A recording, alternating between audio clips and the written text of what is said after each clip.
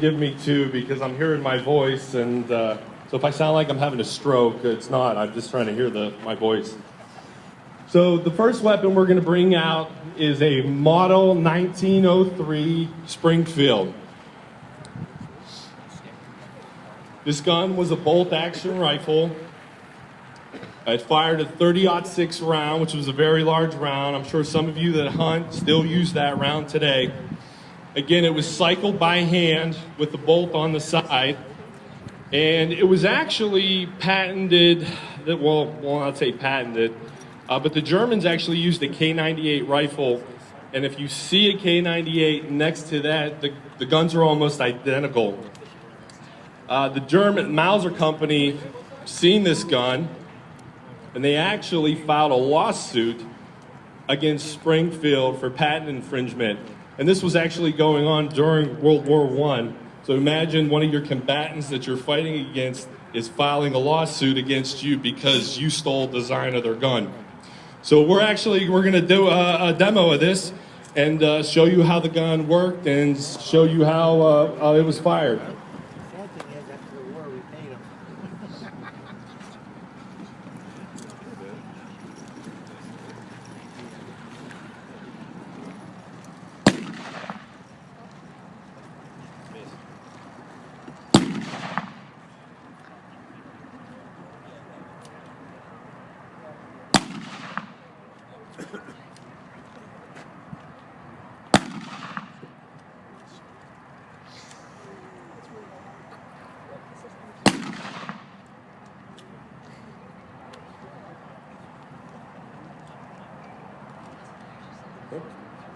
All right, give him a round of applause. Now, you'll notice that it was kind of slow. If you're in combat and you're engaging a lot of people, you want to fire off a lot of rounds and you want to fire them off quickly. That model was used in World War I and it was used throughout World War II. So the Army said, we need a faster weapon. We need something that we can give to our soldiers that they'll be able to engage the enemy with a lot of ammo downrange as quick as possible. So the next gun we're going to bring up here is the M1 Garand. And a lot of people think it's probably one of the most American guns out there. It was actually designed by a Canadian.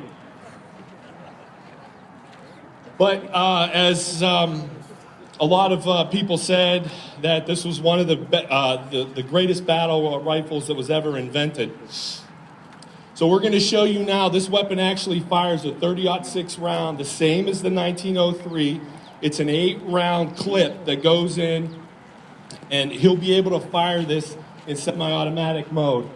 So we'll go ahead and give a demo of this.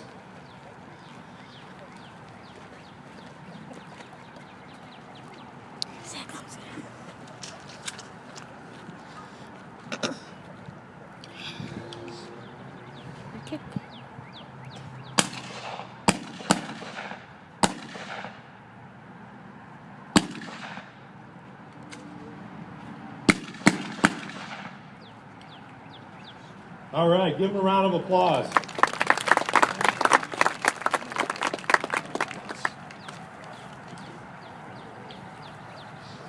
Now you can see it was a little bit faster. Now the Germans had the K98, which was that bolt action, and now they're sitting there, and now here comes a squad of Americans with M1 Garands.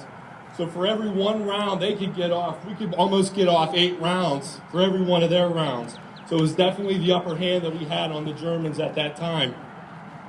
Now, the Army had larger weapons, 81mm mortars, 60mm mortars, heavy machine guns. Now, the crew that was running those weapons wanted some type of protection for themselves, but they didn't want to carry around a 1903 or an M1 Garand, which were heavy rifles. So the Army said, well, how about we just give you a pistol? And they said, no, we want something a little bit beefier. So this gun here was developed as the M1 carbine. This was actually, they wanted John Browning to design the weapon, and they got his brother, Jonathan, instead. So I guess he just kept it in the family. At least we'll have a Browning designing it. Unfortunately, Jonathan passed away before that weapon could be developed, and it was picked up by a few other guys. It fired a 30 carbine round. It's a 30 caliber round, but it's a little bit smaller, but again, it's very light. The model that the first sergeant here is holding is a folding stock. And this was developed mainly for the paratroopers because it could be folded, slung. They actually had a scabbard that they could put it in when they jump. The amazing thing a lot of people don't realize was this was developed as a pistol replacement. They said it was light enough and compact enough that this would be the replacement for the pistols that they were going to give. So First Sergeant here is going to give a demonstration of the 30 carbine. It's a magazine-fed weapon, fires 15 rounds within that magazine. Again, a semi-automatic weapon.